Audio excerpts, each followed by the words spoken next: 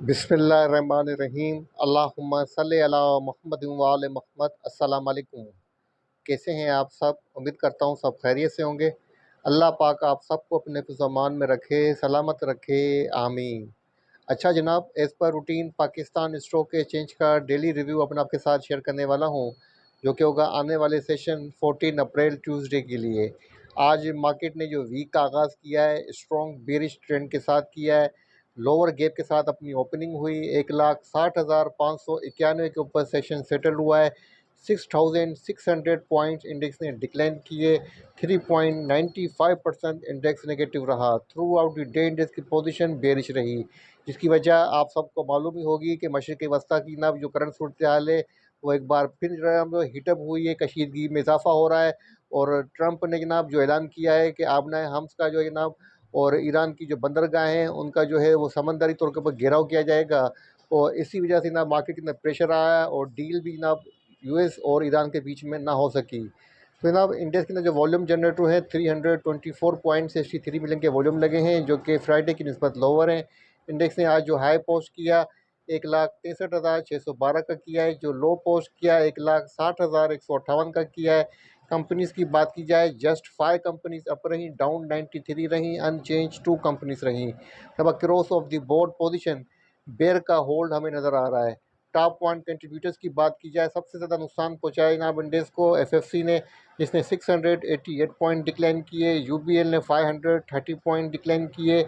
Engro holding ने 479 point decline किए। Lucky cement ने 388 पॉइंट डिक्लाइन किए। एमईबीएल ने जनाब 327 पॉइंट इंडेक्स से डिक्लाइन किए।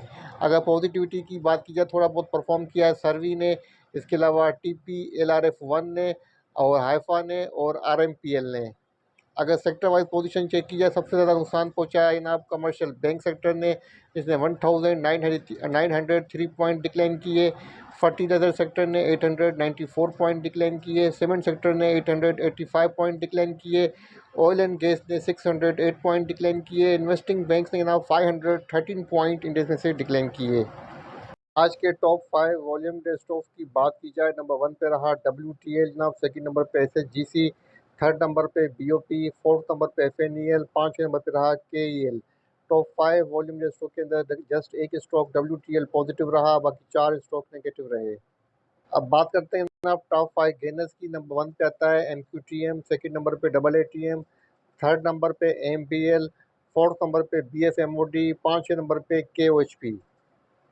बात करते हैं जनाब टॉप 5 लूजर्स की। नंबर 1 पे आता है योव, सेकंड नंबर पे DINT, थर्ड नंबर पे SCL, फोर्थ नंबर पे STL, पाँचवें नंबर पे ALNRS। अब जनाब बात करते हैं आज की फाइनेंशियल अनाउंसमेंट की। तो आज 2 कंपनीज़ की अनाउंसमेंट हुई है। नंबर 1 पे BWHL है, जिसकी EPS आई है जनाब 2 रुपीज़ 68 सॉरी 5 रुपीज़ 68 पैसे की EPS आई है। और ये अनाउंसमेंट है क्वार्टर 3 एंडेड March 31, 2026 की। देखते हैं आपको डिविडेंड दिया है, डिविडेंड वगैरह नहीं दिया है। सेकंड नंबर पे DKTM है जनाब, जिसकी LPS आई है 91 पैसा। और उसके अलावा थर्ड भी जनाब DMTM की अनाउंसमेंट है, और ये जनाब ये अनाउंसमेंट LPS आई है 72 पैसा। तो दोनों अनाउंसमेंट में जनाब उसको लॉस हुआ है। फर्स्ट अनाउंसमेंट क्वार्टर 1 की है और सेकंड अनाउंसमेंट क्वार्टर 1 एंडेड सितंबर 30, 2024 की है। मीटिंग की बात करें तो कल 14 अप्रैल को जस्ट सिंगल कंपनी की मीटिंग है, B&WM की।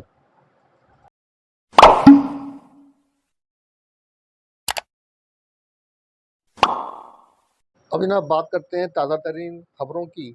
सबसे पहले बात करेंगे ना पाकिस्तान के हवाले से। पाकिस्तान चाहता है ना 4 US बिलियन फ्रॉम चाइना और सऊदीया से, क्योंकि यूए की ना डिमांड है कि वो अपने मनी बैक जो है वो मनी वापस मांग रहा है। तो उसको पूरा करने के लिए पाकिस्तान को 4 US बिलियन की ज़रूरत है। अच्छा जनाब, यहाँ पर आप देखते हैं कि जो ट्रंप उसने एक और चाल खेली है। बेसिकली जनाब ये बिजनेसमैन है और ये जंग को भी जनाब as a war trader use कर रहा है। अगर आप देखें तो जनाब इसने फिर कहा है कि Donald Trump is using Hormuz blockade to trick everyone to buy US oil. जनाब चाइना को भी इन्होंने यही कहा है, क्योंकि चाइना जो सबसे बड़ा जनाब जो बायर है ईरानी ऑयल का, वो चाइना है। तो कल भी जनाब ट्रंप ने यही कहा था कि चाइना जितना ऑयल चाहे हमसे बाय कर सकता है और वेनेजुएला से बाय कर सकता है, लेकिन ईरान से बाय करना उसको अलाउ नहीं करेंगे। तो हो सकता है कि ना आपके आने वाले दिनों के अंदर आप अमेरिका को, चाइना को भी एक दूसरे के आमने-सामने देखें। अच्छा जनाब, शील्ड ने भी डीलिस्ट करने का इरादा किया है पीएसएक्स से, और बाय बैक की पॉलिसी पे जो है वो जारी सारी है इनके अंदर। तो आप देख सकते हैं कि ना जिसके पास भी शील्ड की शेयर्स हों, तो वो अपनी अभी से अपनी तैयारी करें। अच्छा जनाब, ऑयल की प्राइसेस एक बार अगेन जो है जंप कर चुकी हैं 7% से अबाउ जनाब, जो जंप कर चुकी हैं प्राइसेस, और 102 यूएस बैरल के ऊपर जो है ऑयल जो है वो ट्रेड कर रहा है। अब बात करते हैं गोल्ड प्राइसेस की जनाब। गोल्ड प्राइसेस में आज हमें कमी देखी गई है 1600 रुपीज़ की पर तोला, और कमी के बाद जो गोल्ड की प्राइस रही पर तोला वो रही जनाब 4,95,362 रुपये। चांदी की प्राइसेस को भी चेक कर लेते हैं ना, तो चांदी की प्राइस रही पाकिस्तान के अंदर 7,934 रुपये की, और डिक्लाइन देखा गया है 130 रुपीज़ का। अब जनाब बात करते हैं पाकिस्तान स्टॉक एक्सचेंज के टेक्निकल चार्ट की। तो के ए सी 100 इंडेक्स का डेली चार्ट आपके सामने ओपन है। डेली चार्ट के ऊपर सबसे पहले हम बात करते हैं कैंडलस्टिक पैटर्न की। जनाब आज जो कैंडलस्टिक पैटर्न बना है, 3 inch side down candlestick pattern बना है, और इंडेक्स ने लोअर गैप के साथ अपनी ओपनिंग दी थी, और थ्रू आउट द डे जनाब इंडेक्स की पोजीशन यहाँ पर नेगेटिव रही। कल आपको मैंने व्लॉग में कहा था कि इंडेक्स के पास जनाब चांसेस बात के ज़्यादा हैं कि मार्केट डिप की तरफ जाए, और वीडियो का जो टाइटल दिया था ना वो वही दिया था कि सीज़ फायर तो हो गया लेकिन डील ना हो सकी, तो मार्केट की भी वापसी। और अब यहाँ पर आप देख सकते हैं कि ना मार्केट अपनी इसी पिछले गैप को फिल करने जा रही है, जो कि मार्केट ने बिहाइंड किया, छोड़ा है पीछे की साइड, उसको मार्केट फिल करने जा रही है। और ये गैप फिल हो सकता है कि ना तकरीबन 1,57,000 से लेके 1,56,000 के बीच में। अब जनाब इंडेक्स के पास जो सपोर्ट बनती है फर्स्ट, वो 1,59,337 की है। नेक्स्ट 1,58,586 की। उसके अलावा 1,57,678 की। और फोर्थ 1,57,347 की सपोर्ट है। अगर मैं कहूँ कि 1,57,600 से लेकर 300 का जो रीजन है, स्ट्रॉन्ग सपोर्ट रीजन है इंडेक्स के पास टेक्निकल चार्ट के ऊपर। लेकिन फिलहाल अभी मार्केट जो है वो टेक्निकल चार्ट को फॉलो नहीं करेगी, मार्केट चल रही है अपनी सेंटीमेंट के ऊपर। अगर कोई जनाब मजीद बेड न्यूज़ आती है मिडिल ईस्ट की तरफ से, तो मार्केट कल मज़ीद प्रेशर दिखा सकती है।